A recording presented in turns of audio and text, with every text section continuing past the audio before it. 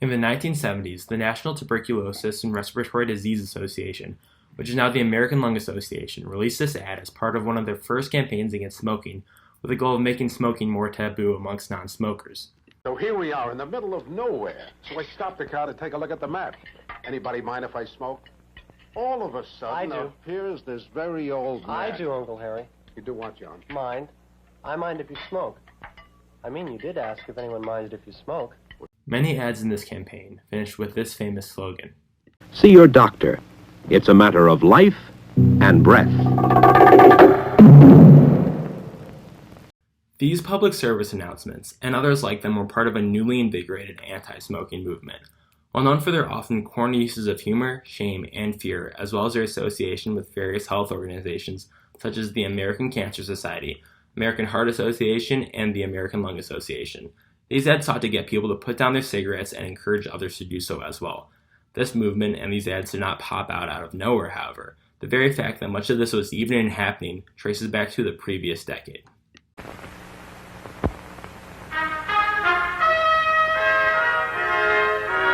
In another special report, NBC News presents Smoking and Health. The background and detailing of the report issued today by the United States Surgeon General's Advisory Committee on Smoking and Health. On January 11, 1964, the Surgeon General Luther Tarrant convened a panel of medical experts who had been studying the effects of tobacco consumption on human health to consult the press on their findings. The committee states on page 61 of the report, and I quote, "In view of the continuing and mounting evidence from many sources, it is the judgment of the committee that cigarette smoking contributes substantially to mortality from certain specific diseases and to the overall death rate." This broadcast was pivotal. The number one doctor in America was telling the country that almost half of them had a habit that was slowly killing them.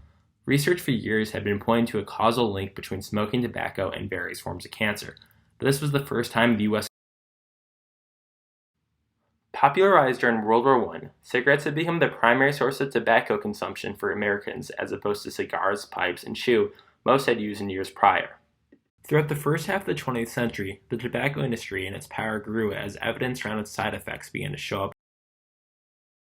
Some notable documentations of tobacco's possible harms that occurred prior to the Surgeon General's report include Raymond Pearl's statistical analysis in 1938 showing smokers had shorter lifespans than non-smokers, and also Ernest Winder's and Everett Graham's study tying smoking to lung cancer.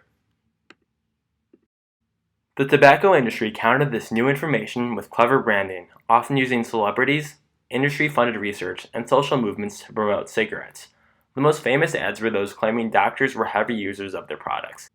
Seeing these concerning studies and worried about the rise in lung cancer across America, the American Cancer Society, the American Heart Association, the National Tuberculosis Association, and the American Public Health Association wrote a letter to President Kennedy in 1961 urging him to form a commission to better understand the effects tobacco could have.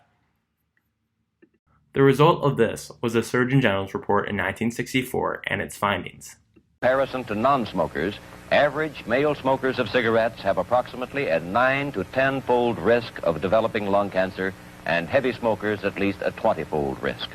Item: cigarette smoking is the most important of the causes of bronchitis in the United States today and increases the risk of dying from chronic bronchitis and emphysema. Item: it is established that male cigarette smokers have a higher death rate from coronary artery diseases than non-smoking males. Item: high mortality of cigarette smokers is associated with many other cardiovascular diseases, including miscellaneous circulatory diseases, other heart diseases, hypertensive heart disease, and general arteriosclerosis. Item: pipe smoking appears to be causally related to lip cancer. Item: cigarette... But smokers were not doomed. Dr. Alton Oxner, a famous surgeon who was one of the first to link smoking to cancer, explained just that. Now let's suppose that at age 50, I, as a smoker, decide to quit, and do quit. Are my prospects going to be better, or have I already condemned myself? No, your prospects are going to be very much better. It is the one thing that will keep you from developing cancer of the lung. If smoking was proven to cause this much damage, but the effects were reversible, one would expect to see a big drop-off of smokers in the years following. This Gallup poll shows that this was not what happened. The rates of those who admitted to smoking in the past week hovered around 40% and even rose a little in the initial years following the report. It was not until the 1980s when there was a significant, long-lasting decline in the statistic. This graph of cigarette consumption is even more stark when considering the drop-off in the 1980s. Still, this is quite curious. As many as 71% of Americans believe smoking was linked to lung cancer by the year 1971. Surely some of these people were smokers. Why hadn't they quit? And why did cigarette use take so long to fall by significant margins? One answer could be that cigarettes still maintained their cultural appeal through this time. Only Newport has a fine white filter, menthol and mint, and a blend of great tasting tobaccos. Clean, cool pleasure you won't find in any other cigarette. Cigarettes were smoked by movie stars and millionaires. Cigarette companies made smoking seem attractive and innovated their products to make them less harsh, but not less harmful. Smoking is also an addiction that is difficult to overcome, but the large drop-off in the 1980s suggests a lot of people were willing and able to do that. So what change in culture prompted this? Through the 1960s, ads depicting cigarettes positively were all over television, but a young lawyer named John Bonsoff wanted to change this by using an FCC rule known as the Fairness Doctrine. Harry is talking about it. If a station chooses to broadcast one side of what they call, quote, a controversial issue of public importance, end quote, they must provide some time, not equal time, but fair time for a presentation of the other side. Well, I thought the Fairness Doctrine might pertain to cigarette advertising simply because the words controversial issue of public importance certainly applied to cigarette ads. Bonsoff was successful. Soon, for every 3 smoking ads, 1 anti-smoking PSA was aired. With knowledge of the harm smoking could do already in the minds of the general population, all that these initial PSAs had to do was pull at the heartstrings of viewers to reinforce this message. Like father, like son.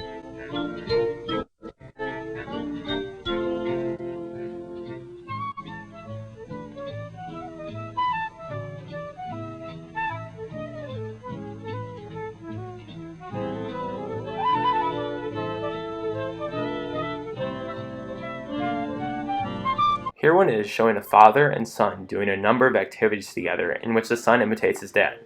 It seems like a sweet, innocent outing until the father reaches for a cigarette.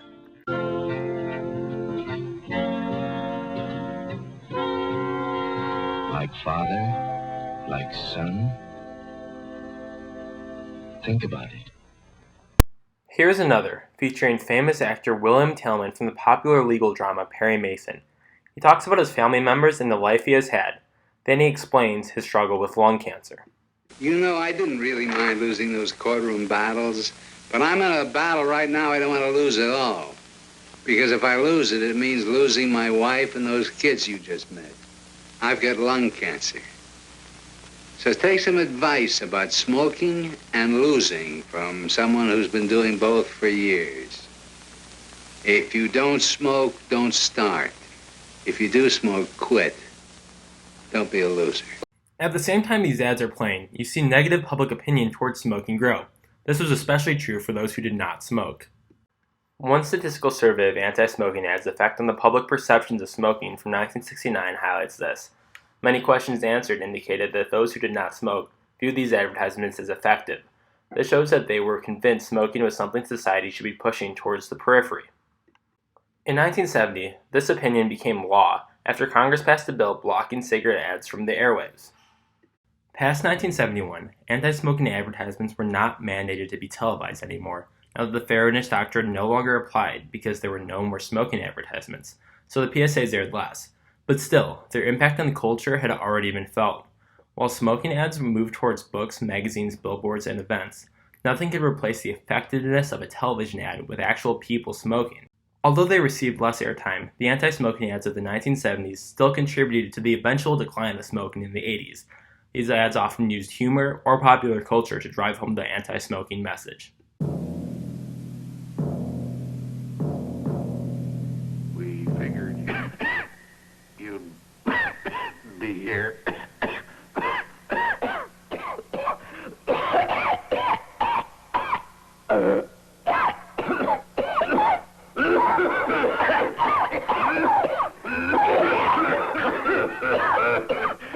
A little run over to the camp to see what people are up to. Like what, boo-boo? Smoking cigarettes. Breathing smoke? Yuck. Well, we sure won't. Smoking's really bad for you. That's why people need doctors, and bears don't. During this time, advocacy groups such as Action on Smoking and Health and Groups Against Smokers Pollution, which today is called American Non-Smokers' Rights Foundation, began to form and gain new members. Due to this new popular sentiment against smoking, these groups were able to successfully lobby 36 state governments to put in place some level of smoking restrictions by 1981. The tobacco industry has not backed down, but smoking rates have continued to steadily drop since the 1980s. The anti-smoking movement has been incredibly effective at bringing smoking rates down and reining in this powerful industry, but the fight continues. We don't live in a smoke-free world, and we don't even live in a smoke-free country. While the current rates are nearly 3 times smaller than they were in the 1960s, millions of people in the U.S. still smoke. Furthermore, as it has grown out of favor in the U.S., tobacco companies have shifted their marketing abroad. Vaping is also on the rise, and while scientists do not know the long-term effects yet, we may be creating another similar epidemic.